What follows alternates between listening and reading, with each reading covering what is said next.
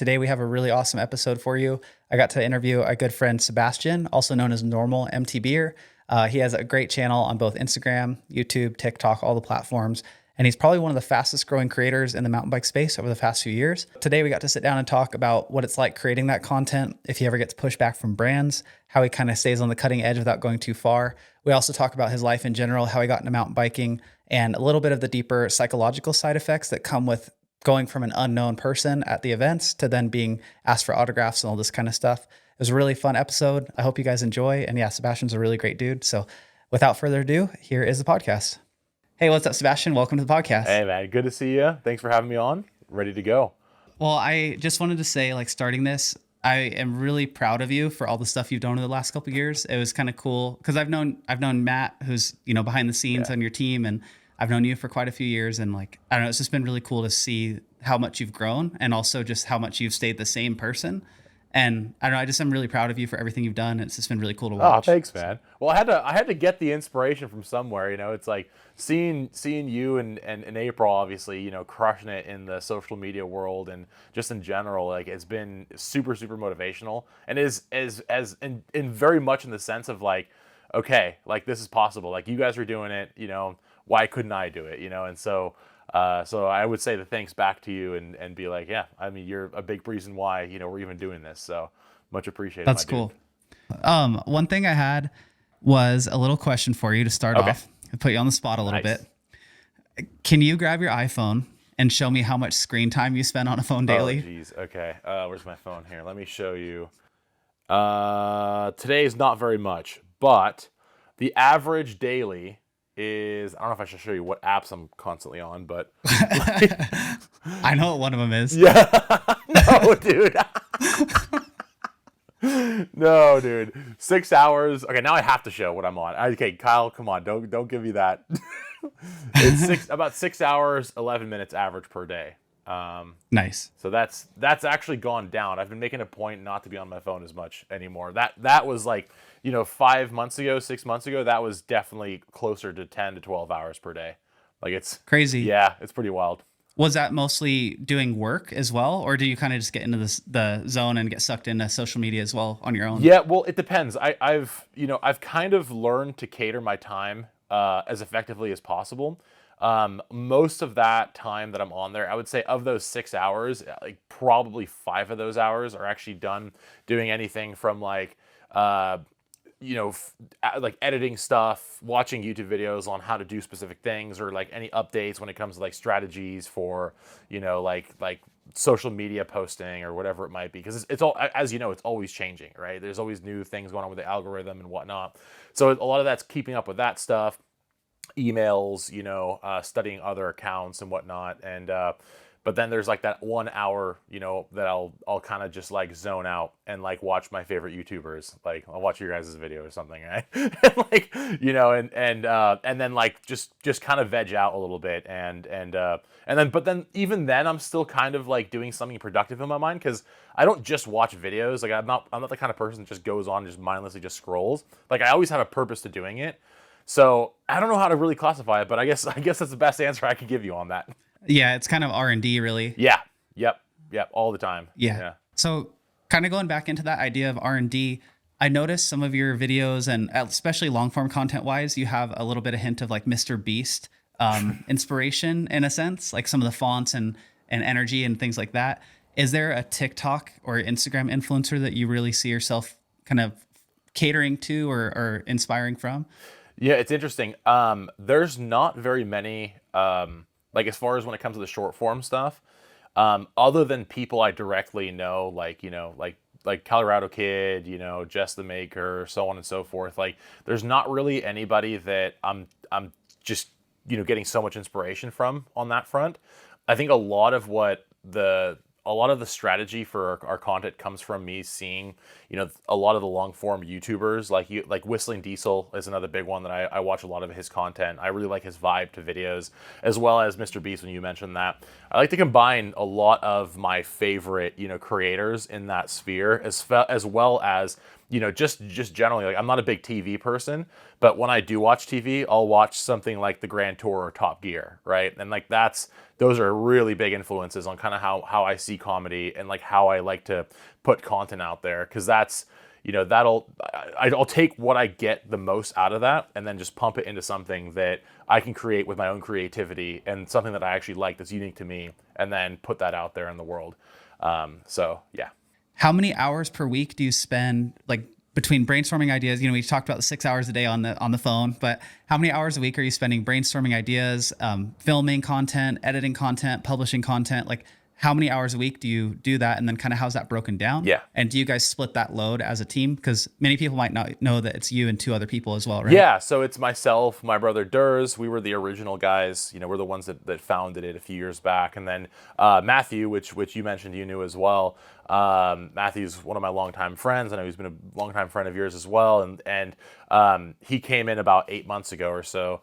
And yeah, so it's the three of us. And as far as like how we split up our time, it's interesting because it's very dependent on what we're doing that week. So some weeks we'll be going to an event, right? If that's the case, like the week prior to going to that event, we're working like no joke 60 to 80 hours that week. It's kind of ridiculous sometimes. So it's like that, like, I mean, and we're getting like I'm getting very little sleep because we're editing, like waking up super early, going out, filming, then coming back, having a bite to eat, go back out, film some more, and then stay up super late, get that stuff done, pack, get ready, and that's kind of what some of the more hectic weeks. I would say an average week for us, we're definitely spending at least 40 hours per week, going outside, filming, then editing, then doing anything else that has, that comes with it. Because it's like, that's one of the things a lot of people on the other side of the screen don't see, is really how much goes into it on the back end of things too. It's like, yeah, there's the video,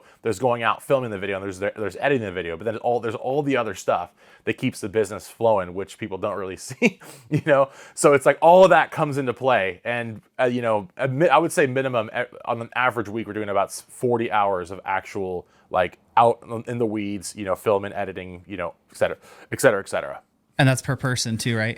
Yeah. Oh, it's all of us. Yeah. It's all of us. Yeah. So I guess if you were to put all of it together, whatever that times 3, 120 hours per week, I guess you could say. So yeah.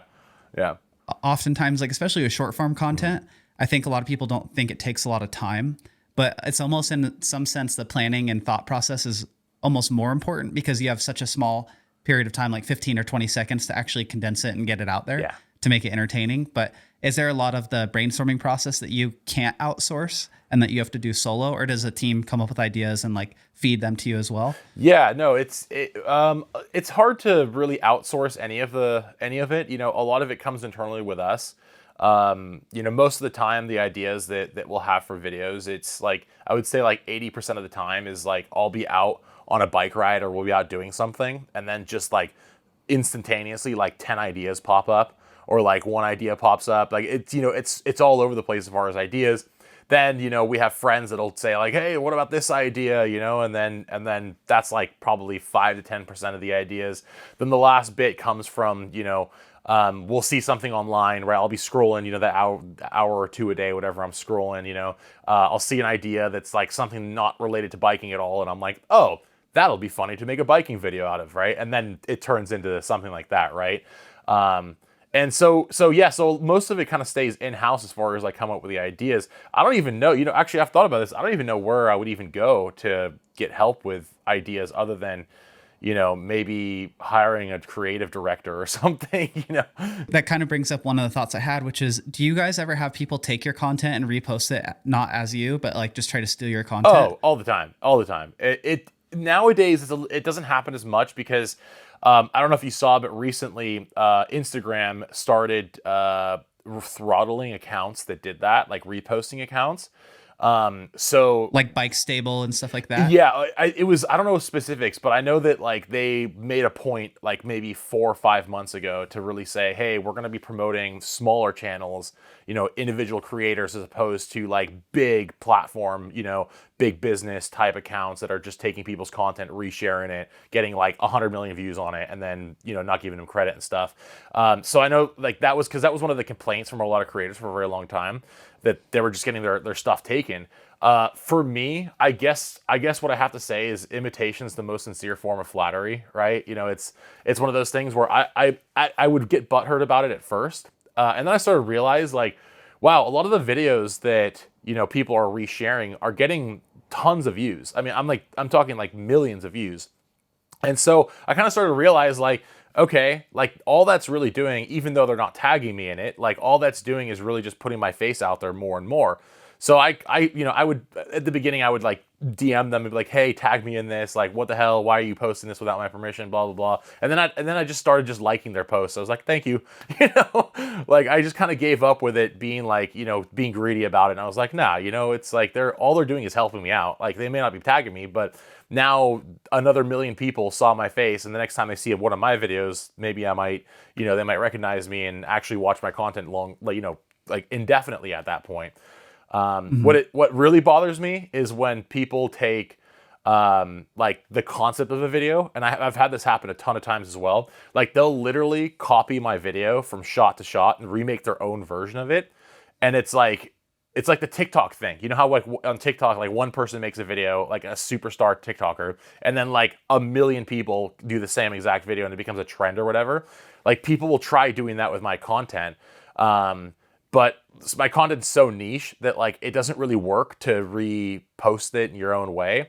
So that does bother me because I'll just randomly see accounts that like will pretend like that idea was their own original idea, but really they just copy, like literally shot for shot, like music, like the angles, everything is exactly the same. I'm like, what the hell, dude? like just tag me or something, you know? You inspired a generation of kids to sit on their seat post with no Yeah. seat. That video still, at least once a week, I get someone come up to me and they're like, hey, you're the no seat post guy. And I'm like, yeah, that's me, or the no seat guy. But yeah. Do you happen to know, like on that topic, do you know what your most successful video has been across all platforms? Yeah, that one was probably it. I've had quite a few that have gotten like, I guess you could say they were pretty viral. But that one, I stopped counting views, and I'm including like shared and everything. I stopped counting views at like 500 million views for that one. I mean, it was ridiculous, man. Like that one, that was the most growth I'd ever seen on like any of my platforms in that amount of time. It was like that was like the first video on Instagram that I ever had go like actually viral, you know, and it just got so much exposure. Like it got to the point where Shaquille O'Neal shared it. Really? Like, oh yeah, and like this, there was some French, a French rapper or something. I don't know who he is, but it's some dude who had like 30 million followers on Instagram, like reposted it with his own like skit to it and everything, and like all these like super famous people were like resharing it. And, like that one was wild, man. That one was intense, and it just got shared for months and months and months. Like that one lasted at least like maybe 5 or 6 months where it was like constantly getting views. So as far as how many views it got total, I don't know. I mean, if I were to guess, like probably close to 1 billion, maybe. Crazy. But I really don't know. It's hard to tell, you know. I mean, you know how it is. How do you know? How do you know for sure? You know. Can you describe for people that are just listening what that video was? Okay, so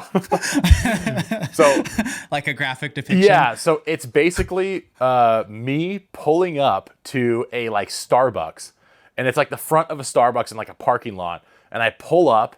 And there's and just imagine like this old school like lady singing music, and I pull up, and then I get up off my seat, and then it reveals, once my butt comes off the seat, it reveals that there's no seat on my dropper post. So it's just the seat post, and it looks like the way I was able to angle it, and like I was able to lift the dropper post at the same time. I angled it so that it looked like the seat post was coming out of my butt, or my butt was coming off the seat post, and it looked like I was basically just sitting on it. Yeah, like full insertion, yeah. and so I get up and then put the bike down and then just walk off, and then I bring my pull my pants out of my butt crack or whatever, and it's intense, man. And you know the funny thing about that video is it literally took us like 2 minutes to film. Like however long the video is basically that plus walking over to where we filmed it was the amount of time it took us to film it. And the idea, I came up with it about 2 minutes before we even pulled out the camera to go film it. Like we were literally coming back from another video shoot. My brother's like, oh, I want a coffee. Let's stop at Starbucks or whatever the coffee shop was. And we get out and film it, and that was it. Like I was like, oh, this would be a good idea. Let's do this right now. And here we go. So How do you balance creating content like that where it's kind of maybe not for everybody, or it might, some people might be like, oh, that's kind of offensive or gross or whatever, and that's not even the most like risque one you've done. No. There's another funny one you did recently where you put a toilet seat on the back of a bike rack and then your buddies like drive off with you using it. Like, how do you balance doing things like that and then also representing brands like specialize in these bigger companies? And have you ever had pushback from any of those brands, or do they pretty much like let you go and you have free range till you don't? Or is there a limit that they have, or what? Well, we're very lucky. I think one of the things that we've kind of like I would say our ethos with kind of everything that we're doing is that we don't want to be inauthentic, I guess you could say, right? We want to be as authentic as possible. We want to be, controversial at times, but not so controversial that, we end up in a tricky situation with the public. We like pushing boundaries just enough to the point where it's like right up against that fine line of it's no longer okay to do that, right?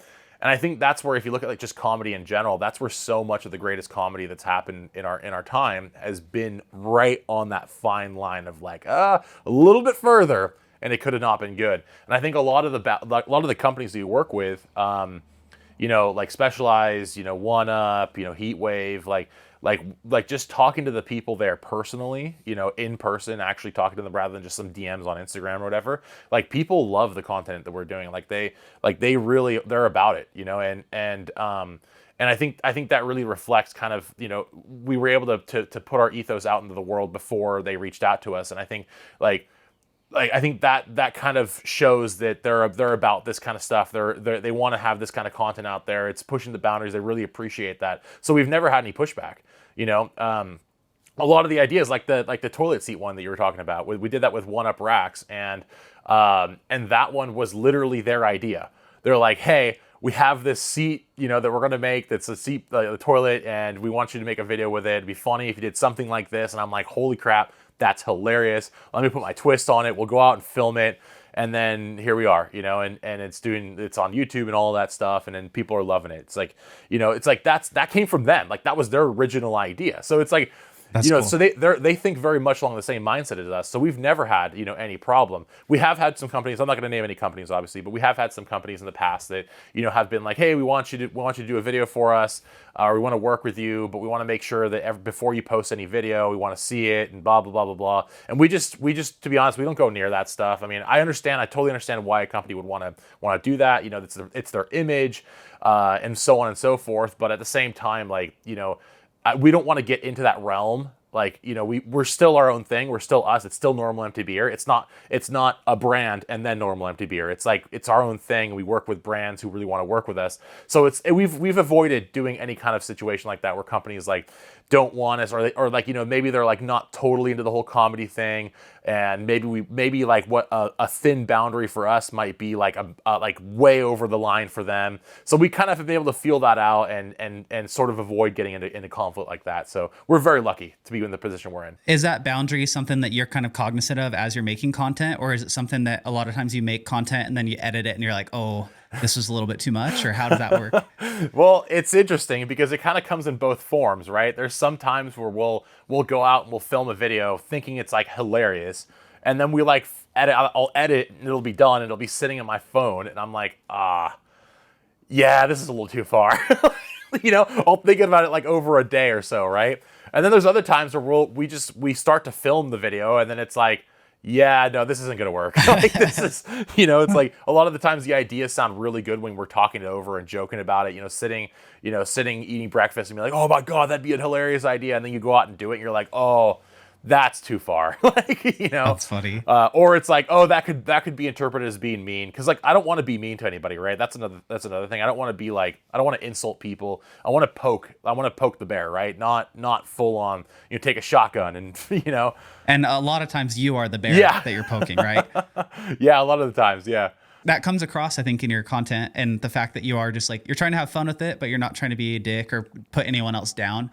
And a lot of the things that you do kind of make fun of are almost, in a sense, a lot of the stuff you make fun of is bigger guy stuff. Yeah. And in a sense, I've seen a lot of guys comment, be like, that's so awesome. This is so funny. And I have the same struggles, or, the struggle is real. So yeah. It's cool to see that. Yeah, yeah. No, that's one of the things that actually shocked me the most once we started really gaining traction in the world. Um, the amount of big dudes that are actually out there riding and that there are in the world is just mind blowing. Like you would be surprised. Like I get people messaging me all the time about like, hey dude, I can't believe like, that you exist. Like I didn't know there was other big riders, I didn't know this, I didn't know that. I didn't know it either. I mean, when I was younger, riding around, I mean, you remember we would, the California Enduro Series, going to all the events and stuff. Like there was never anybody who was like bigger than like 6 foot, two and like 250 pounds. Like it was, it was all these dudes, like max 6 feet tall, 180 pounds max, riding their size medium, enduro bikes and all this stuff, running 20 psi in their tires, and Yeah.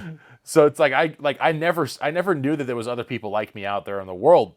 I just didn't know. And so doing what we've been doing, it's kind of exposed me to seeing how many other people that there are out there, like big dudes that are riding bikes on a regular basis, who are also in the same position I used to be in. So it's really cool because it's not only we're making content that caters to just comedy in the mountain bike world, but also like it's like a small community of us like really big dudes who are just like didn't know there was other ones out there, and here we are, So I think that's one of the cooler aspects of what we're doing. That is really cool. And when you're growing up, have you always been kind of a bigger guy, or did you grow into it through high school, or how did that happen? No, I've always been bigger, like always. Like from kindergarten on, I was always one of the tallest kids in the classes.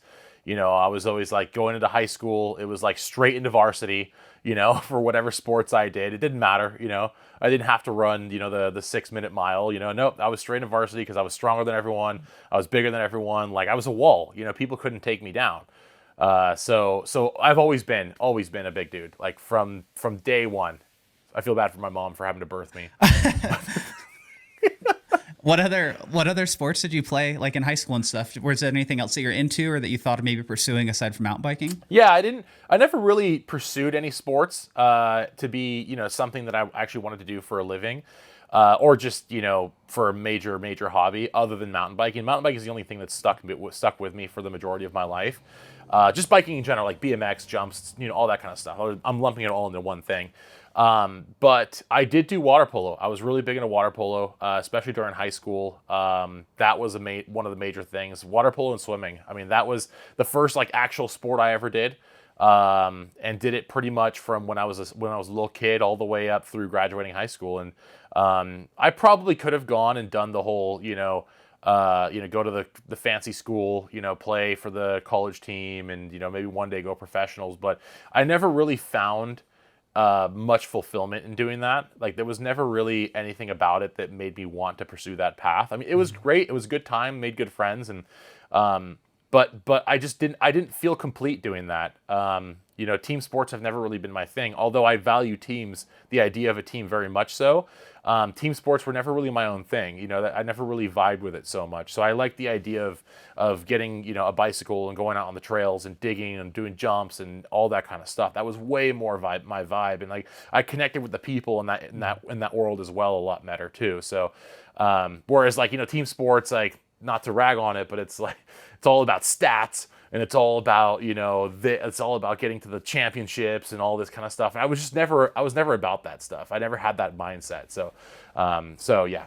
Yeah. Is it interesting, or has there ever been tension with you guys working as a team now with the three of you, and the fact that you're kind of the face of it all, but then they're behind the scenes grinding on it as well? Like, does that ever get weird at all, or has that, or no? No, well, from them to me, no, but from me to them, hell yeah. Oh Really? my Dude, I'm such a pain in the butt to deal with because I'm very, very particular about the things that I like. Like, I'm very, very like meticulous about it, right? For some things, but then some things I'm not. Like, like the other day we're out filming and like for whatever reason, like we were doing this like shot and the camera just didn't turn on, and I didn't realize it hadn't turned on. It was my own mistake.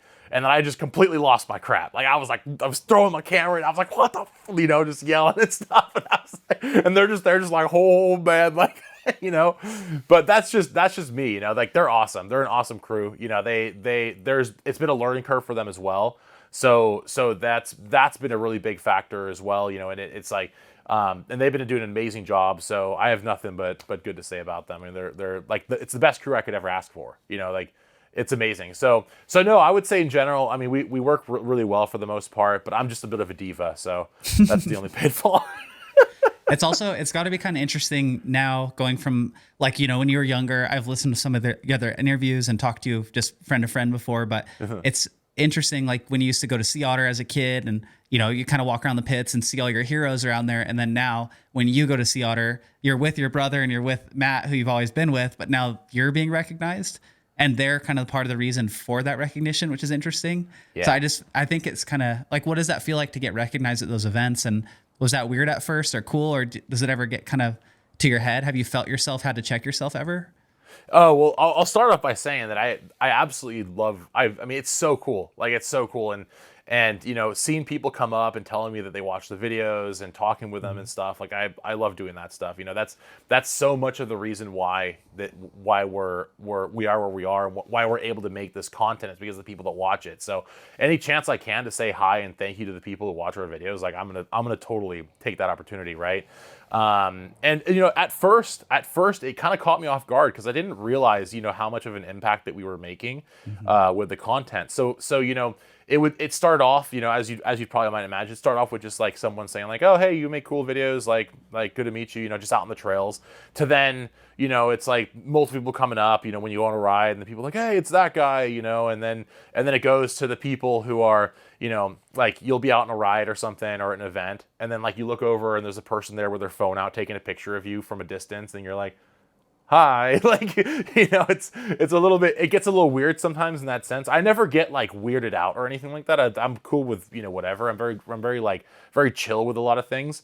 But it's like one of those things where it's like, oh, just come over and say hi, like, but in general, I mean, it's kind of a tricky topic because I feel like, and I think I've actually talked to you this in person before. I feel like a lot of this, public eye, popularity, fame stuff. I don't think humans are supposed to experience this, at least to the extent that like famous people nowadays are experiencing. So I constantly have to be in that mindset of like, okay, I'm still me. Like, I'm still the same kid that I was, when I was born. Like, I still have the same, my parents, my family, everything's still the same on the background stage, but when we go out to places like Sea Otter or Sedona Bike Fest or any kind of these really, fan, community oriented events, I mean, you get it, right? It's like you can't walk 10 feet without people coming up and saying hi and wanting selfies and wanting autographs and all this kind of stuff. So it's like after those events, I have to like really take a breath and be like, okay, back to reality. Like, yeah. I'm still me, it's like, I'm not some God figure or whatever, I'm still me. Right. Do you ever get imposter syndrome? All the time. That's my entire life. I mean, you walk around these events and it's like, why are they coming up? I'm just a dude, I'm just here to have fun. It's like why are people coming up to me? And it's like, it's hard because you never really, it never clicks with you, because we're like, you and I, we're in front of the camera, in front of the computer screen, out on our local trails, filming all this stuff. That's our day-to-day life is we're just doing our thing. So when we go to these events where people spot you and out in the world, it's like, you forget that, oh, there's millions of people looking at you on a TV screen, like you forget that it doesn't click, so it's yeah. And I think if it did, it would almost be hard to do the work in a sense. Like if you just, every time you look at the camera, you just saw a million people, or 100, like a football stadium full of people, it's like 80,000 people. And you just look at the camera and it's 80,000 people in the lens. You're like, how do you be authentic in that way? And I think there's a part of it where you almost need to just not, it's like, not that you don't care, but you almost need to kind of like let it fly by your head and just be like, it's not impacting me at all. Like my goal is forward. I'm just going to keep walking forward. And then everything else that happens is great. But it's like, I'm just going to do my goal. Yeah. It's funny. I have a little story for you on that. Maybe about 3 months ago, we had this like meeting thing at Specialized. We live really close to the Specialized headquarters here in Morgan Hill, and like they had asked us to come down, and there was one of the new bikes that they were going to drop, and they wanted us to do like a little seminar thing because I was one of the only people in the world who had ridden the bike at the time, and so they had us come down, and like we get to we get into the seminar, and there's like 150, 200 people in there. It's like this big room with chairs and everything. And like they got the Zoom going, and there's probably another 500 people on the Zoom. And it was for all the Specialized employees and retailers and stuff to see this new bike that was going to be dropping. And so they told me, they're like, oh, just go up on stage and talk some stuff about the bike, your opinions on it, blah, blah, blah, blah, blah. And I'm like, fantastic, easy. It's only like 100 people, no problem, right? And so like they're doing the speeches, and then finally it's my time to come up. They play the music, and they get all of my kit and everything. We do it's like the whole 9 yards, right? And I go up and I ride the bike on stage, and I jump up on stage, and like I turn around at the crowd, and I have the mic in my hand, and I just like see the 100, 200 people or whatever. And my heart sank, blood just exited my body, and I just like stood there just like, like totally crapping my pants. And so that was like a moment of awakening for me, where I was like, wow, so I can make a video for 1 million people, but I clearly cannot stand up in front of 100 people and talk about this bike. And I got through it. I didn't pass out or anything, but I was that close to just totally just falling face first on the stage, just out of sheer fear. So That's awesome. Did you like take theater or anything when you were in school, or did you take video production, or how did you learn how to do all these skills? Yeah, no, so I mean, sort of. It was one of those things where, for the most part, it was all self-taught. I'd always been interested in like videography and camera work. You know, my dad growing up, he had like cameras and random, camcorders and stuff. Like, every time we would like have a family function, he'd film it. I'd always be like very interested and be like, hey, I want to try the camera. I want to try it out, So it was like from an early age, I was always interested in cameras and photography and stuff. And it was just like self-taught, I had friends who had been into that world as well, and like, watched them, use Photoshop, and then Photoshop turned into, Premiere Pro, and then Premiere Pro kind of just developed into like us filming actual content and working for the California Enduro Series, which, that's how I knew you back in the day. And all of that kind of stuff, and then it morphed into what it's become today. So a lot of it was self-taught. I did go to some school, like back in my college days. I did take some courses, but I ended up dropping out of them because it was like so bare bones basic. Like, I was so far already beyond like what they were teaching me, where I was sitting there like, dude, this is a waste of time. I could be out doing something so much more productive with my time right now. Like, they were trying to teach you how to use like the shutter speed and aperture and all that stuff, and you're Yeah, like, okay, I yeah. got that. I just need like skills. Yeah. I was at the point where I was like, okay, how do I make like intricate titles and stuff? That's what I needed to know how to do. And they were like, so this is how you take a clip from your project, folder into the timeline. I'm like, no, like I already know how to do this. So I never actually really took any official courses. I probably should have, done some advanced courses. But honestly, I haven't really had much of a need to do anything, like really learn too much on it, just because so much of our videos are very simple. I guess, let me rephrase myself. They're very complex, but it's all stuff that I can do myself. And we haven't had a need to go beyond what I can do.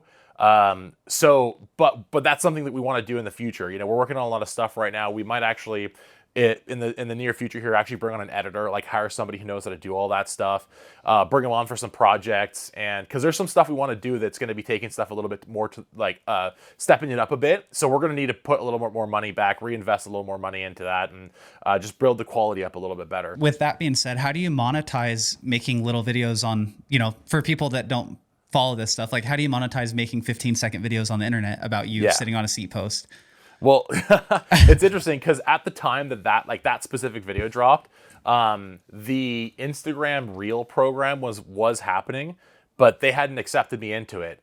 So I didn't make a single dime off of that video. I didn't make any money whatsoever on that video. I could have. That would have been a nice little paycheck, but it just, they didn't accept us. And right after that video went viral, then they accepted us into it. I was like, what the hell? Like, but there's like someone at Facebook like, hold. It felt like it. It honestly feels like it sometimes. Like you could do all the research in the world on like algorithms and this and that, but at the end of the day, it's like you think you know it, and then all of a sudden it just changes, and you're like, okay, well now everything I knew just went out the window. But as far as the money side of things, the traditional ways that I think a lot of people make money is like, if you have some kind of contract with like Instagram or TikTok or YouTube or whatever, like there is money that comes in that way, like the programs that they offer. In my experience, those don't really offer very much money.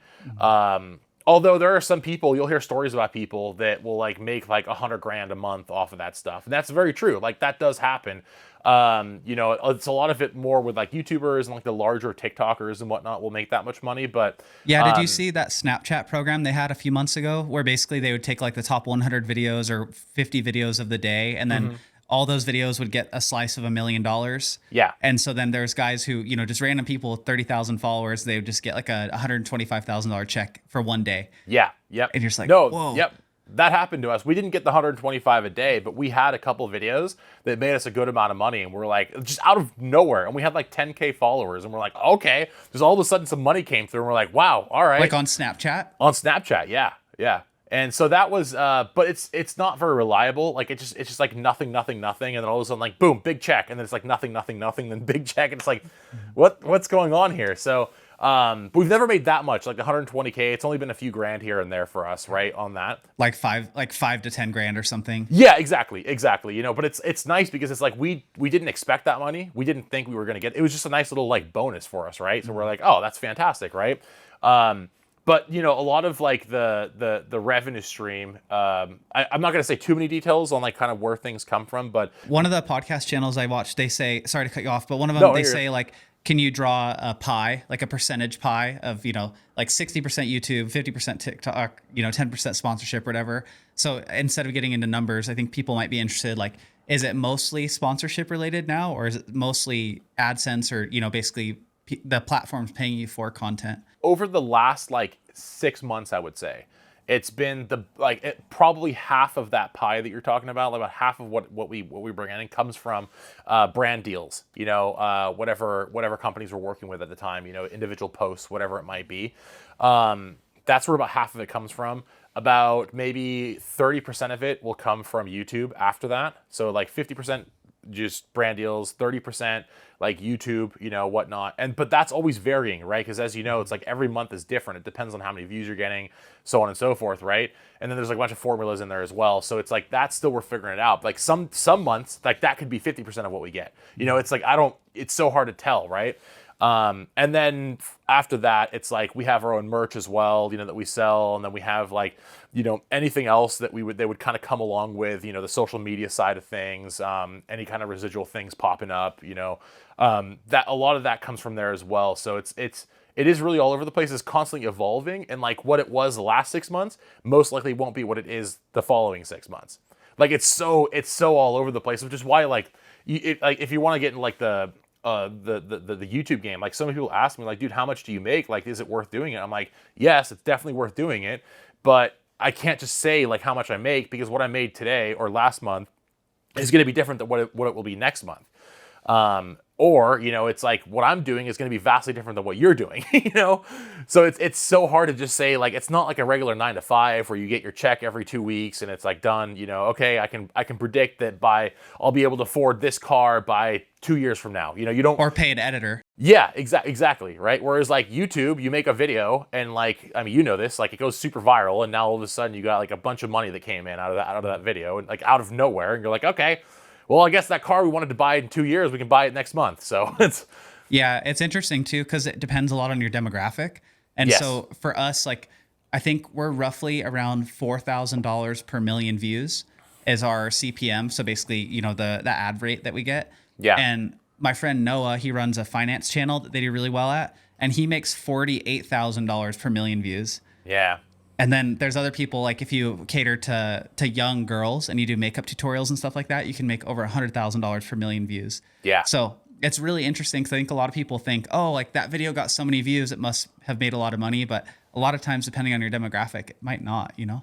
Yeah, I think we're around the same for you, around that 3 to 5 range. But as you know, that's always shifting as well. Because we could make a video that's like bike related, but then has something to do with technology, or something like apps on your phone or whatever it might be, things that are easier to market to other people, and then all of a sudden that increases. So it's like it's so hard to it's so inconsistent. And then you have someone like Mr. Beast that like he makes like 30 grand per million views, and it's like yeah. And then you see he'll get like a video that gets like 100 million views, and you're just like, oh my god, like it's so gnarly how much money these guys are making. Yeah, it is. And then I mean, there's a couple guys that were doing, like during the pandemic, crypto was really big.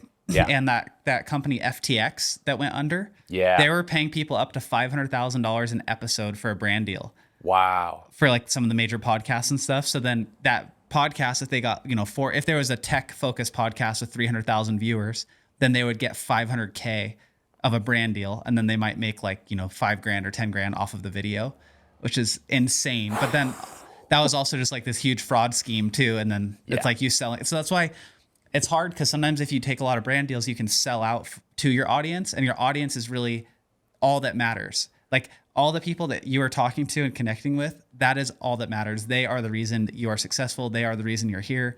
Yeah. And it sucks. Like you see a lot of creators start to try to monetize that and start selling and selling and selling. And I don't know, what are your thoughts on that? And do you have any ways, like, is there a line that you don't want to cross, or do you have goals that you kind of are saying, I want to be so big, or I have this overarching theme that I want to have, 5 million subscribers one day, and I'll need to do all that stuff?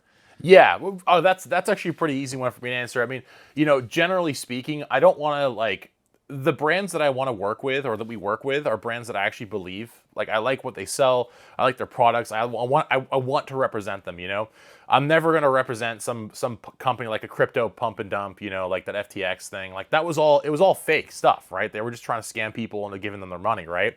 So like we're definitely very diligent about like who we work with. Like we really think about it. We're not just like, oh, this company wants to give us, X amount of money. Let's just do it, right? It's like we value the trust with the people who watch our content well over the amount of money someone can give us. That's super, super important, because like I want to be as genuine as possible. I don't want to be, known as a guy that just wants to sell people things, right? So that's why we're very selective about the companies we work with. Like if we're going to promote something, it's going to be something that I personally use, like it's something that I want to use, like something that I believe in, something that I think can bring actual benefit to people, rather than just some garbage, someone makes in like China or Taiwan and like just throws it out there, right? And so I guess that's the first part to everything. And as far as like if there's any limitations on myself, like I mean we're always changing the way we're doing things, and we're always like we have to survive, right? At the end of the day, this is a job, right? And it's like, although we're making content and having a laugh with it and everything, like we do have to monetize, or else we go under. Like we can't keep this up unless we're making money.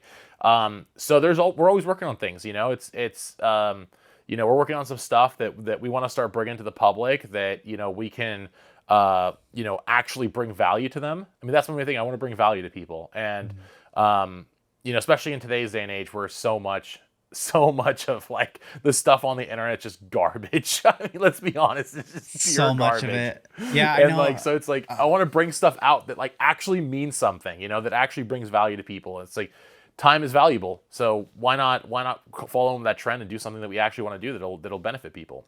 Do you ever find yourself like not making content that you really want to make because you don't think it'll perform well?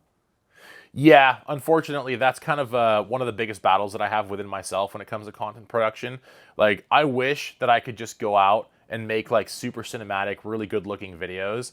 But the reality is that like there's not much of a market for that online. I mean, I'm sure you've seen it. You'll go on YouTube and like a company will spend like X amount of hundreds of thousands of dollars to produce this like amazing, video with like perfect shots and like the helicopter cam, and they're going out to like the middle of nowhere somewhere in like, South America and the Andes, and beautiful views, and they had like planned it out a year in advance so that the weather was perfect and like all this kind of stuff. And then like they'll post a video and it'll get like 20,000 views, and you're like, well, what? You just spent like $300,000 making this video. It's like, it's like that kind of stuff. I wish I could make that, because I want to do that. All I want to do is just travel the world and have fun and film videos. Like that'd be awesome if I could do that the rest of my life. But unfortunately, people don't really want to see that, or it's not marketed correctly. I haven't figured that part out yet. Yeah, well, it's tough because, to your point, there's some statistics on what are the most viral videos of all time online, and almost every single one is filmed with a phone. Yeah. Because it's the moment that matters. I've been kind of battling this a lot internally as well. It's like, I think technology and equipment matters a lot if it can help you tell your story better. Yeah. But then there's a certain thing, like with photography, you kind of need nicer equipment because no one wants to see a crappy photo. But then with videos, like if the story is really good or it's a crazy moment, an asteroid shooting across the sky and aliens landing in Las Vegas or something, even if it's on a chest, like a body cam, that's like millions and millions and millions of views. Yeah. And it wouldn't have changed if the officer had like a 2.8 aperture, Sony camera that he was filming it with. So Yeah, it's amazing. Like you'll see like several companies, a lot of bike companies have YouTube videos now or YouTube channels nowadays. You'll see like the videos that they pump out, pump out like $100,000, $200,000, $300,000 into this video for like a product or whatever. And like every shot will be perfect, like I was saying. And then they'll post it and it'll get like 50,000 views tops. And then you go through their like short videos that they'll post. And there's like a picture of someone with a GoPro mounted like super crappily on their body, like it's just like not even pointing down correctly, and it's of them like dodging like a tree all of a sudden, and it has like 20 million views. yeah, or like when when the big deers or caribou like run out and take someone out on the bike. No, it's amazing. So it is definitely really challenging because I like my internal artist wants to just make this beautiful content, but it just never works. Every time we try to do something like that, where we really put effort into a video, it just never works. Like it doesn't get the attention that we ever want, out of it. Especially like the ROI is just not worth it. It's like you put 6 hours into a video that's gonna get like 1/10 the amount of engagement a video you put 6 minutes into. It's such a strange concept. I do think it's interesting though to talk a little bit about audience demographics.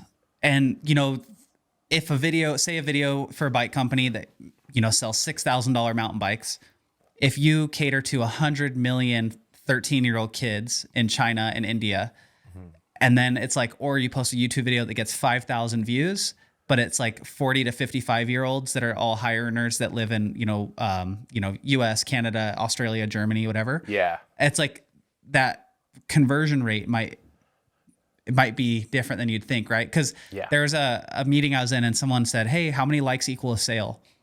And, it's like, it's a really hard question because it could be 1, it could be 1 million, it could be 10 million, who knows? So it's really tough. But I think that the companies, they try to do that, the big production, to be like, look at how premium we are. Mm-hmm. But then it's like, it doesn't always convert, like you said.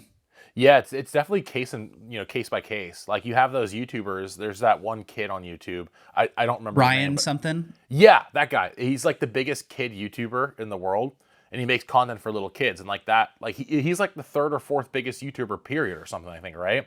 Like he brings in astronomical amounts of money to whatever business he's working under, and it's like, wow. You look at that, and it's like all his only audience is his kids. But then you think it's like, okay, but then kids obviously don't have money. They're not going to buy anything, but the parents will.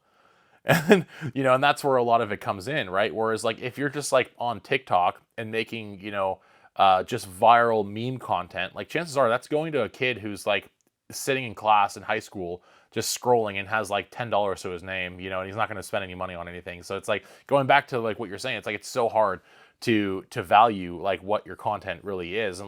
And especially with like when like brands are starting to reach out to you, like if they want to promote a product or anything, I think they're starting to catch on that they can't really say, like they can't really like expect, They can't quantify what it's going to actually be. Yeah, they can't quantify. Yeah, no, it's really a shot in the dark at a certain point, and because like when we were first starting off, companies were like, oh, we want to make sure that it gets like at least 1 million views across platforms and all this stuff. But now like I think they're realizing that they can't, like, even if they ask for 1 million views, like you could get 1 million views and get 1 sale off those 1 million views, and it's like, okay, well, what was the purpose of trying to get 1 million views? It's like you can make a viral video rather than making a video that's going to have information about the product and like really more of a salesy video. Mm-hmm. So it's weird. It's a whole cluster. Like I'm kind of going on this tangent right now about it, but it's like it can go in so many different directions, and I feel like no one really knows.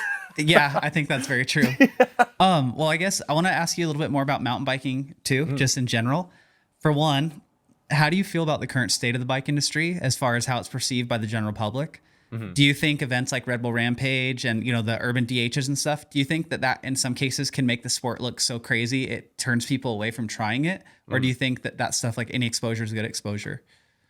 Yeah, this is a really good question. I would say that in general, I think it brings more people on, but it's also a case by case thing, because like if I were to take myself, for example, like I wanted to do mountain biking because the very first thing I ever saw with mountain biking was going to Whistler as a kid on a vacation, just a family vacation, not biking at all.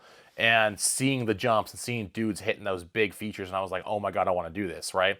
But that was because it was me. I was already like a pretty gnarly kid. Like I already like to do intense stuff like that, right? Whereas like I think that if someone who was, working in, let's say someone who's a little bit older, who's working in the corporate world and comes across on their lunch break one day of a YouTube video of Rampage and like has wanted to try about biking, but then sees Rampage and they're like, oh crap, I'm not going to do that. No, that's way too intense for me. Then it might turn them off. So I don't know. I would say probably in general, maybe that's a tough one. It's so hard. Yeah, because I mean, I don't know about you, but almost every time I'm driving across the country with bikes on the back and there's people at gas stations, they come out and they're like, oh, do you do Red Bull? And you're like, Yeah. no, I don't. Yeah. I don't. I ride around the lake with my friends. That's true. That's true. But I think also, to be quite frank, I think there's like when you take the entire bike world as a whole and you split it up into what gets the most exposure, Red Bull's definitely up there as far as one of the top events, I guess you could say, or styles of riding that'll get eyes on it. But I think far and wide, like content like yours or other YouTubers and whatnot are being seen far more than the clips of Red Bull Rampage. I feel like you almost have to work your way up to that before you become interested, just on the interest level of things. Because if I was just going to start riding, I would look up how to mountain bike, and chances are one of your videos are going to pop up. So it's like or you just type in mountain biking, it'll pop up. So it's like I think that's also a pretty big factor to it as well. Where I would say in general probably I don't even think really that many people see Red Bull Rampage. Yeah. Probably, yeah, probably a few million or whatever, 10 to 20 million maybe or something. I don't know. Yeah. And even then, it's like how many, like if you were to combine all the other content per day that, seeing whether it's like, Random how GoPro videos and stuff. Yeah, exactly. It's like how much, like there's like, if you just combine like the comedy realm of things, like my videos, Bobo's, Joe Colorado Kids, all of us who are doing this kind of comedy stuff, like we probably collectively per day get about 10 to 20 million views, all of us alone. So it's like, okay, so, and then that's just our niche. Like, and then what about like all the other niches of biking that aren't Red Bull Rampage or aren't gnarly stuff like that?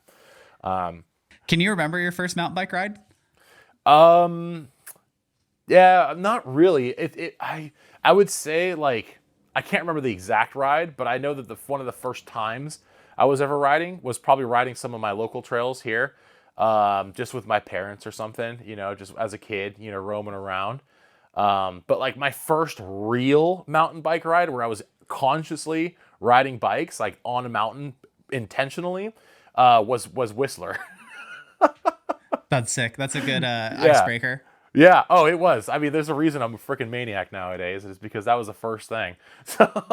When you were younger, who were some of the people that you looked up to after going to Whistler, you see the trails, you want to start riding, you get into it. Like, who did you start looking up to? And, I know you from Matt, and Matt was my teammate back in the day.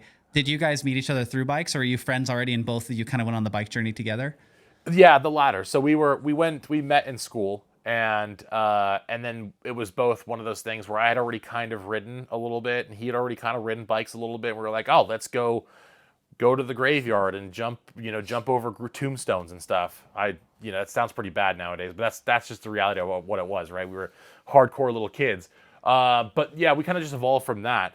But as far as like people that I looked up to, like specific names, like Sam Hill, he was a really big one for me, back in the day when he was like the spotlight, him and Aaron Gwynn, Brett Tippie as well too, like him back in the day. So it's really cool to have met him nowadays. And there's just so many people, nowadays. Cam Zink as well, really, really big, as far as like, getting the motivation going to get out and ride my bike and whatnot. So it's really cool because like I've now met a lot of those dudes, and it's like they're all really cool dudes. So it's been a wild ride, man.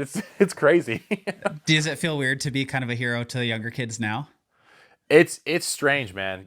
And I know we've kind of had conversations about this because I want to make sure that I like, I want to stoke people out, right? I want to keep people, like stoked about what we're doing. And so like I don't like there's been times in the past where like I had, been a sea otter or whatever and had seen like a pro, and I went to go up and be like, hey, what's up? When I was a little kid. And like, unfortunately, I just never got the time of day from them to like be like, say hello back, or like, like at least just like give me a fist pump or something. And so like that kind of stuck with me. So I don't want to repeat that, right? Like if kids are coming up, I want to be like, dude, what's up, man? Like, what's your name? Just be super attentive, be like super stoked about it. Doesn't matter how tired I am or what happened to me that day. It's like, that's going to stick with someone for the rest of their life. So it's like, I want to, especially with kids, it's like, I want to be like as cool of a dude as possible, as caring as possible, X, Y, and Z, Yeah, So, I agree. I think it's cool to see that. And I totally agree, because it makes a big impact on kids. You don't really realize it.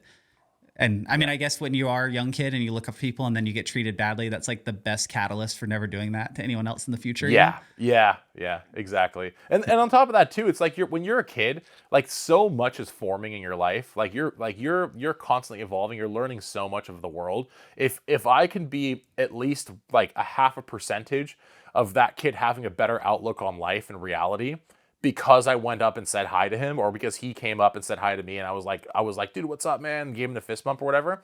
If that moment of happiness like was able to shape the rest of his life, I mean, that's enough of it for me right there. It's like that's enough. What do you think is like the biggest life lesson that you've taken away from this whole entire experience of going from, I don't want to say like a nobody, because you're still worth it just as much, but going from unrecognized at events and all this stuff and now becoming kind of a character or figure in this bike space? Like, what's been the biggest life takeaway that you could share with people? Man, that's a really good one. There's so much that comes from it, because going back to what I was saying earlier is, I don't really think that humans are designed per se to be in this limelight like we are, in the social media world and whatnot. And I think that those who are able to be put in this position, to a certain extent, are definitely blessed, because it's like we see an aspect of society and we see an aspect of humanity that most don't even know exists. Like, I didn't know what this was like. I didn't understand. I knew that like fame existed and people who were in the public eye existed and whatnot, but I'd never known what it was like on the other side of that until I became on the other side of that. And that opened me up to seeing a lot of different, not just like a lot of different types of people in the world. Like, I've met like over the last like year, just the last year of my life, I've met probably tens of thousands of people at this point. And it's like, you start to see like some patterns with humans, and you start to see some similarities, some differences, and it really opens you up very much to like just being more like more rounded with people. It's like, you see some things that are very common amongst humans, that it's like, oh, like everybody acts this way in a certain situation, so the stuff that you read about as far as like psychology and whatnot, and even when it comes into like religion and politics and all this kind of stuff, you start to really see it, rather than just like this echo chamber, online, or in your own mind sitting at home watching the news or whatever. You really start to see this stuff in person.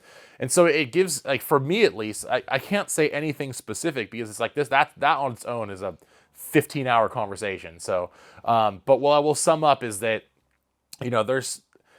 I've learned to just be myself, basically.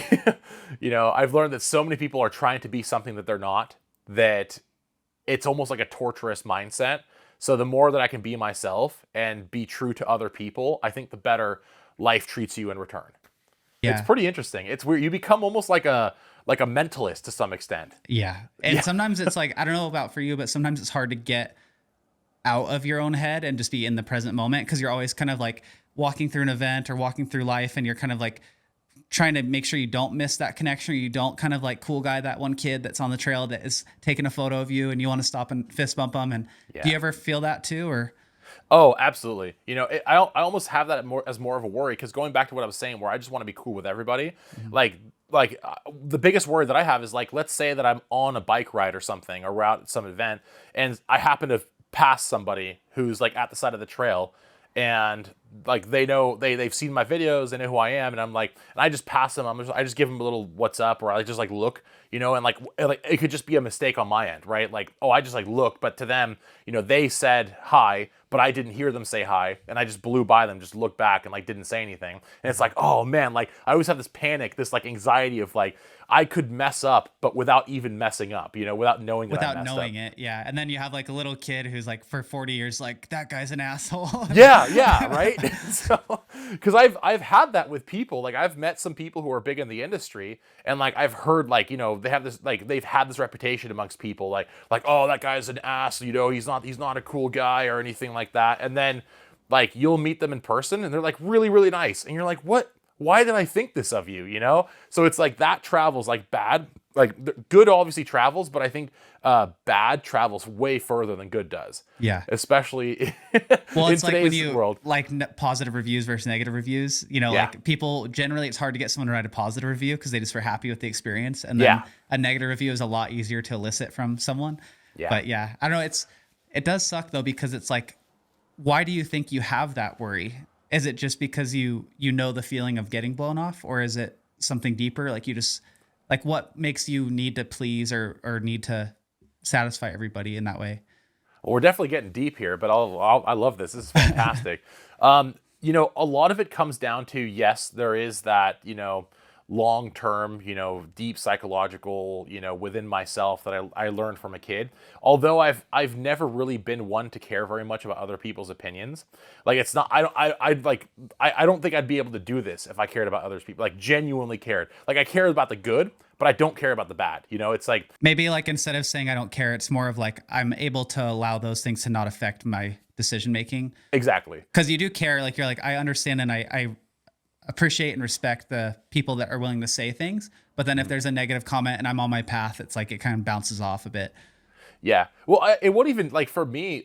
It won't even bounce off. Like if I receive some kind of criticism, you know, what I'll do usually is analyze it. I'll be like, could I actually like, are they correct? You know, like is this true? Like, do they have? Is there some merit to what they're saying? And so that they're like, I guess that's one of the better ways to take that from my own perspective. But then you also have the side of it where it's like people just criticize for no, like not even like they just insult, right? Like I can get it all out of insult, especially for me being a bigger dude or whatever. Like that stuff just kind of bounces off like body armor. Like I don't even pay attention to that stuff.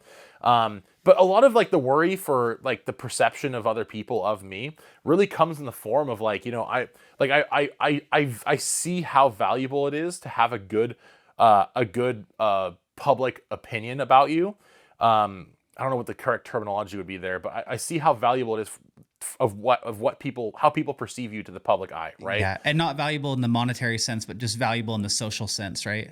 In the social sense, but then that does trickle into the monetary sense as well.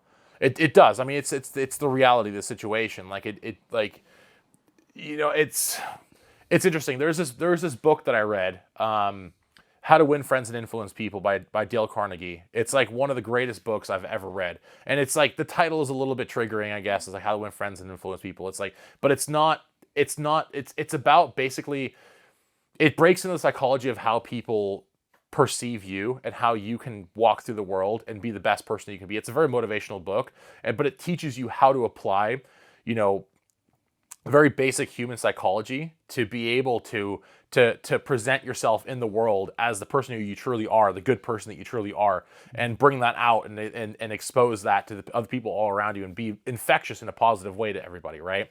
And so that's why, you know, in that book breaks down very clearly like how the human mind works in any kind of scenario. So it's like when I see, you know, like a situation could be mistaken, or you know, they have a you know, somewhat of an opinion about me that may not necessarily be true. It worries me in the sense of like, okay, they could go and tell 10 dudes, and then those 10 dudes tell another 10 dudes, and then they tell, next thing you know, you have 1,000 people that think bad of you, and then maybe one of those 1,000 people could have been somebody who had a really good opportunity for us, or people who in my circle of influences, they could have projected us forward, you know, 1,000 steps as opposed to maybe one step per day, you know. So it's like I see it very holistically in that sense, where it's like, yes, there's the internal, like I want people to see me in a good light, but then also like it could, like one bad thing could lead to me missing an opportunity down the line. You know, it could be 10 years down the line. Who knows, you know?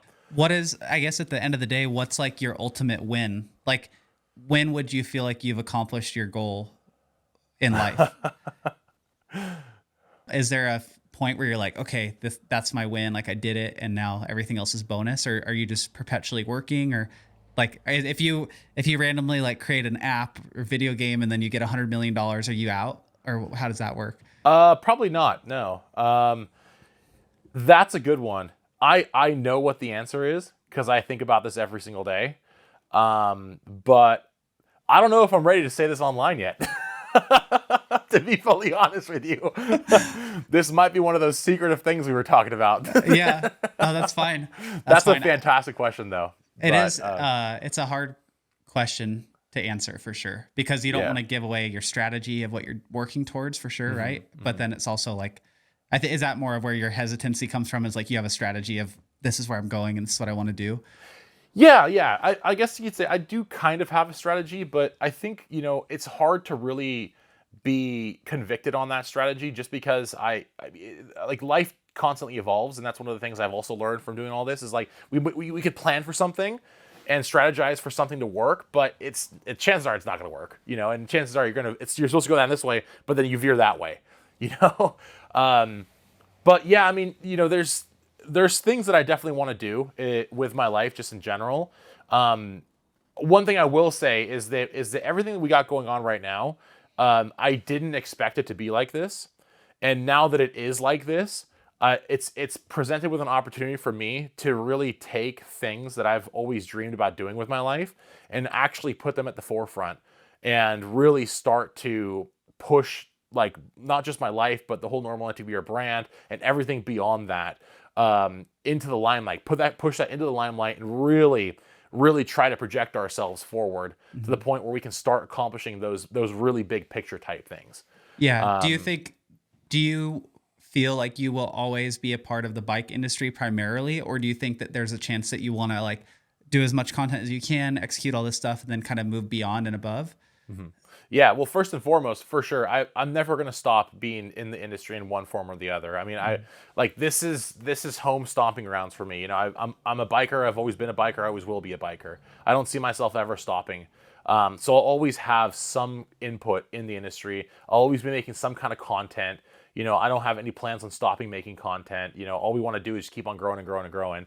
But then at the same time, there's other opportunities that are most likely going to pop up. And if it's an opportunity that takes us outside of the bike industry, then I'm going to take the opportunity if it makes sense. If it makes sense, if it fits in with the general plan. If you get a TikTok mansion, can I live with you? Dude, I'll have a whole half of the mansion for you. Cool. You and April can come live there. You'll have your own spas, your own hyperbaric oxygen chambers there. You'll be good to go, dude. I think that you have so much potential, and it'll be really cool to see what you can do with using mountain bikes as a launch pad. I don't know. That's just when I view you, it's like I see so much potential, and then it's kind of like, where is this going to go? And it'll be fun to watch that trajectory. But yeah, I'm also curious. I have a question for you about with NRML MTBER and so much of the brand not being explicitly about you being a bigger guy, but also kind of all encompassing in some sense, like the jokes about you being a bigger guy, like a lot of the things in that way. Do you ever feel pressure to maintain a bigger size? Or is there like, there's that sense of like, do you ever feel the pressure to be like, I need to get bigger, like things like that? Or like, how does that relationship of your size being incorporated directly to your content have any bearing on your mentality? Yeah, no, it's funny. It's funny you said that, and the first thing that I thought of was that Nikado avocado guy. Yeah, exactly, exactly. Like he used to be like this like little skinny dude, and like now he's like 400 pounds or something, and like he's just like morbidly. No, I definitely have my morals. I'm not gonna put money and fame or any of that stuff above my own personal health. Far before we were even doing this YouTube stuff, I always had goals of like getting like really to tip top physical shape. And that's one of the things I've been doing, like slowly but surely, I have some wins, I have some losses, but then at the end of the day, like I'm still moving forward. And that's, I it's interesting because I've thought about that a lot, and I don't think that I am in the position to stay like a bigger dude for much longer. Like, I have been doing like workout routines regularly. I like right before I hopped on this podcast, I was out on a ride. I'm doing like working out, saunas, whatever. And so I'm on this like fitness journey, and you know, I'm trying not to have the whole weight thing and me being a bigger biker be the limiting, you know, factor to why we won't be able to grow anymore. Hmm. Because I think there's so much more that I can offer than just like, oh, I'm a big dude. You know, it was a really good thing. You know, I mean, just like a lot of other people in the social media realm, they take one quality of themselves or their brand and really propagate that on the internet and are able to use that to push them forward. You know, it's almost like one of those things where like if I were to, you know, well, I'm not going to say if, when I get like the full six pack and the amazing chest, the big muscles, you know, and all that stuff and like fully sculpted, you know, like five girls over here, five girls over here, you know, kind of thing. And you change your channel name to Steroidal MTBER. The normal king, dude. There you go. Instead of liver king, normal king. You know, but no, I think there's so many opportunities that come with that as well, as far as like so many directions that I can take things that I'm not really seeing it as a limiting thing at all. I mean, it's just the next phase of normal MTBR. It's the next phase of Seabass, right? This persona that I put out to the world, which is just me. I mean, I'm just myself. You know, who I am online is me in real life. So it's like there's so many different ways. Like I'm already jotting down notes in my you know, my binders and stuff of like, hey, I can talk about this. I can be, you know, we can focus on this kind of content. We can focus on, you know, this kind of you know, approach to comedy. So like really it's I like I said, I'm just seen as phase two. You know, phase two to the overall plan. That's cool. Yeah, no, I didn't mean for it to come off any weird way or anything, but that's just I know we've talked about that a little bit in the past off Yeah. camera, and I was just curious to bring that up on camera. But No, definitely. Yeah. It's one of the first places. I haven't actually talked about that like publicly yet. So really, one of the it's one of the first places. I'm glad it was on here. the normal king is on you just eat trails for breakfast. Yeah, I'm gonna start like soon. You're gonna see me promoting that. What is it, Alpha Greens or whatever? Yeah, The or stuff that Rogan. or Ozempic or something. Yeah, something like that. Is there a non-industry company that you kind of dream of working with one day? Yeah, I like you know, it's funny because like so many of the like in the bike industry right now, like the dream company, you know, to work with would be like Red Bull or something, right? Like you want that Red Bull on your helmet, you know, the logo and everything. But I'm not really that big into energy drinks, so I was thinking like, okay, what would be a really cool company to work with one day? And it's like I really like the idea of Liquid Death, you know, that the water company. Oh my God, I love that. I'm literally one of those people that goes to the store and buys it and like tries every time they have a new flavor. I'll be like, oh, there's a new flavor, and I get it, you know. So that would be a really cool one to work with. I feel like their whole ethos vibes very very well with kind of how our social presence works, and so I think that'd be a really really good brand to work with. And I think it'd be really cool to have like a helmet painted with like a custom like Liquid Death logo on there. I agree big time. That would be an awesome sponsor. Yeah, but we're also working like the brands we work with now. They're literally dream companies too. Like I'm very simplistic about it. Like obviously the Specialized, and we got the One Up racks as well. But outside of the industry, we got Heatwave Visual with the sunglasses company that we work with. Like those, I was literally wearing those glasses well before I was ever in the public eye with Specialized or any of these other brands. Like I was wearing like in the bike industry, I was already using their stuff, you know, their glasses, and they reached out one day and I was like, no freaking way. Like, you know, and so here we are, you know, and so I'm representing them and stuff. So that definitely is one of the real life, like, oh wow, I never even like imagined we'd work with them. And here we are, you know, we went out to their facility. They're in Gilroy, California. So they're about a 2-hour drive away from where we are. And like, went out to their facility. They got all these like super cool, like super rare cars, like in their garage, and like they got like the freaking compound, and like they got jumps in the backyard, like all like it's so cool. It's those guys are awesome. That's awesome. Yeah. One other thing that I kind of wanted to touch on was like you live in Marin County. Yes. And for people that may not be fully aware, Marin County is kind of where mountain biking started. However, it's also one of the most contentious communities you could ever live in and also be a mountain biker. As far as like trail crackdowns, and they have some trails where there's like a park ranger with the speedometer, and if you go over 15 miles an hour, you get a speeding ticket. There's all kinds of crazy stuff. There's also a lot of conflict with hikers there, almost more than anywhere. I have 2 friends that have been tasered by hikers living in Marin County. Wow. Yeah. Can you tell me anything about that situation, and also maybe tell me your best Marin County hiker experience? Oh, I got plenty, man. So yeah, I mean, going back to the first thing you said, yeah, I mean, mountain biking basically started here. You know, started up on Mount Tam. running all those like super sketch fire roads up there, which I don't ride them, so I can't say much about those. Yeah, you've never actually seen them, right? No, I. It's, but yeah, it's funny. Like mountain biking started here, and it's also dying here too. Like it's so depressing because it's like we have like anyone who's been there, and for those of you who don't know, like it's such a gorgeous place. I mean, we have thousands and thousands of open space acreage, that just vast expanses of land, beautiful hills, amazing meadows, lakes, ponds, rivers. Like we have all of the above, but like you can't access like 90% of it. And so much of what you can't like what you can access, like the places where there are public trails, maybe like the whole county has 5 trails that are like legal for bikes to be on, and they're usually double track, and they're usually designed to slow you down, and they're usually like built by people who have no idea how bikes work.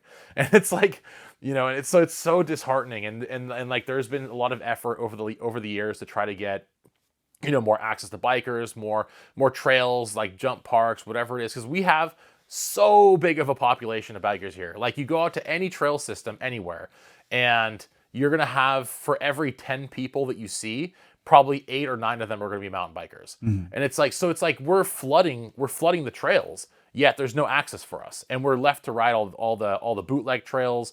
We're left to just risk it and ride the trails that aren't like bike sanctioned. We have to go dig our own trails in. We have to ride at certain times of the day where it's less likely that we're going to get caught. Like it sucks. It's like we're the majority user out there. And like the county just has like, it's government, right? It's bureaucracy. They like, it's impossible to get anything done. There's always rules, and there's red tape, and there's this organization doesn't want it, and this one does, but then that one says like, no, we're not going to sign off on this. And Yeah, isn't some of the conflict as well kind of, there is a lot of people out there there's a small amount of people that have a ton of money, and some of those people are equestrians or hikers, and they donate a ton of money to the advocacy groups that advocate against mountain bikes.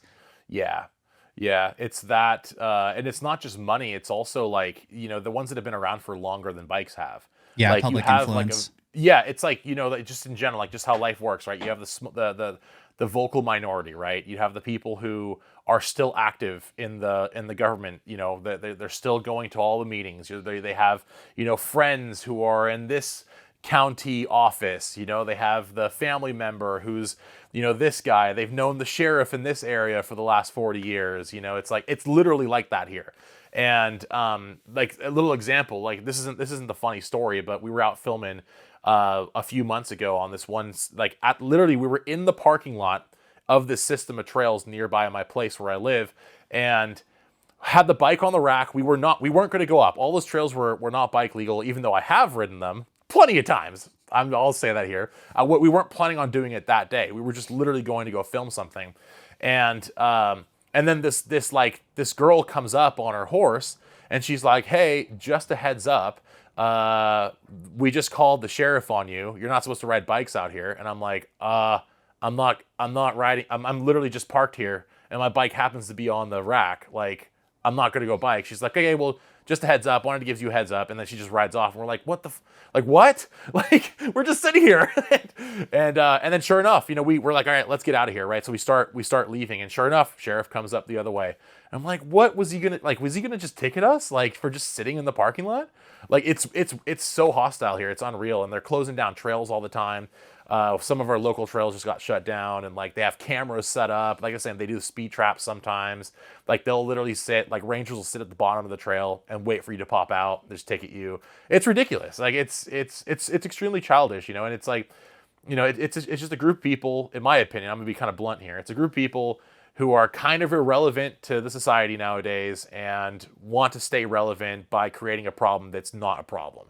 And as far as like, hiker stories go, nowadays hikers are really cool with riders around here. There used to be some serious problems like what you're saying, like the tasering and stuff. I definitely have my fair share of stories like that. I've had hikers, tell me that they wish I would fall and break my neck and die. I've had, we've had people throw like barbed wire across the trails, so that if you're riding down, you barbed wire yourself. Yeah, We've one had guy went people. to jail for that pretty bad, right? Yeah. That happens. That used to happen a lot back in the day. Luckily nowadays, I think that like a lot of the people who, especially post lockdowns, post pandemic, like people are really chill on the trails. Like hikers, like I'll literally just be riding on I'll be on a trail that's not sanctioned for bikes, and I'll just come across a hiker, and I like my subconscious is like, oh god, I'm gonna have to prepare for them to get mad at me. But then they're like, oh hey, how's it going? That's a really cool bike. Like really cool to see you out here. Blah blah blah blah. Like super nice. Like 99% of the time, the hikers are super super chill. So it's like that era of like the hikers who are just like super intolerant to bikes, like all that, it's gone. Like it's totally well past. I mean, you get the fringe, couple people, but like I've seen nothing but positivity from hikers. So we're in a weird place where like the government isn't changing, but like the people who live in the county are like, dude, why is this a problem? Yeah. Do you see light at the end of the tunnel a little bit with that whole situation? To be quite frank, I feel like I'm not a good person to ask that question to, because like I used to go to all the board meetings, I used to go to the county hearings, I used to go to all that stuff to try to get trails opened up, and that was like I've been doing that, like I was doing that 10-15 years ago, and since then in that time, like almost nothing's changed. Like yeah, we've had maybe one or two trails added since then, but nothing's changed. Like it's basically it's moved an inch forward, and I don't see there really being much of a change as far as like the trajectory of starting to open up more trails or starting to relax, the regulation around it. I don't see that happening anytime soon, to be completely honest. It There's just just not the seems. political will behind it. No, and it sucks, and it's strictly like it's just bureaucracy. That's what it comes down to. I don't think it's any particular person to blame, although there are some players that are high up in the government, like that live around here, that like just don't want to change. I don't even think even these like horse organizations and whatnot, like even them, like they're having less and less of an influence every single day. But I think there's been so much red tape that's been built up over like the last 20-30 years around it that it's just like I was saying, it's just a lot of people who just want to keep their job relevant, and their only way of knowing how to do that is by being sticklers with a lot of the regulation, and they don't want to open it up because it's like a lot of money revolves around like really a lot of money, like a lot of jobs are kept because of this strict enforcement against biking. Like there's a lot of money made from it, and there's a lot of money, like a lot of people keeping the jobs from that. So it's like I see why they wouldn't want to. I see why. But then it's like you look at the other side of it. It's like if they were just to allow bikes and not be strict on it and just let people ride trails, imagine how many people would come to Marin County and how many more jobs would be created from the businesses flourishing here, and et cetera, et cetera. Yeah, and you could really kind of promote and bring to light the whole history of like it's the birthplace of mountain biking. They Yeah. could really do a good job of that and bring people in from all over the world. Yeah. And it's just sad to see the state that it's in. But has the state that it is in ever caused you to consider leaving? Oh yeah, 100%. You thought about moving, especially being a mountain biker full time and doing that as your job? Yeah. I'm definitely over it. Like I could join like advocacy groups. I could do all that stuff, but it's like I'm not at all going to say that their cause isn't worthwhile. Like it is. We need advocacy groups and stuff like that. But I just don't have time for it, unfortunately. Like I don't have time to like really get active with it. I literally have enough time just to go on a bike ride. And then when I do go on a bike ride, all I see is the trail I grew up riding gets shut down, and now there's cameras on it. And it's like, what the like why? This like no one ever crashed on this trail. It was never a problem. It didn't erode. Like they always say, oh, it erodes. It's the congestion.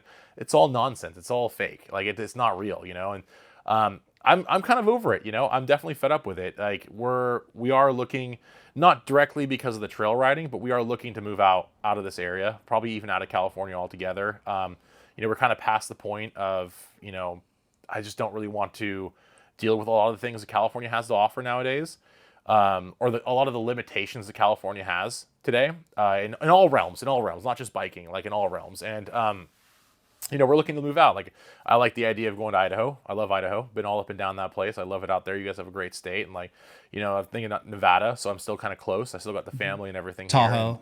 Yeah, the Tahoe area. I love that area. And out there it's so much less of a hassle to ride your bike too. Like out there's so many trails Mhm. and like you won't see a single person for miles out there and it's like, all right, that's better. Whereas out here, I can't like I'm every time I go for a ride, I'm like, am I gonna get caught today? Who knows? Yeah, that's So how it's so crazy that it's like that also in Santa Cruz, yeah. and you're just like, what is going on over there? It's like the two huge mountain bike meccas and the history of the sport. And it's like, why is this happening? But And that's the thing, like around here, there's some trails, some system of trails that take you out to like the epic waterfall, right? But then if you can only hike it, right? And it's like if you hike it, it's gonna take you 7 hours to get there.